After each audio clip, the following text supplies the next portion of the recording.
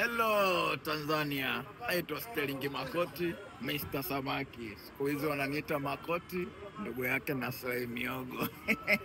Nimekuja kuenjoy maisha. Naona ameshamegwa, nimeshaanza kumnyofoa. Ni ana kilo mzito.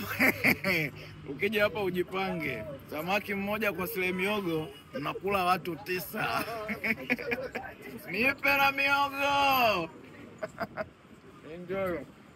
Sete samaki kwa miogo. Asigusa huyo. Haya, muona miogo ilivyokuwa safi, miogo mizuri mingi ya kutosha. Enjoy maisha. Sasa ila yake unachanganya muhogo, piga na mnofu hapo.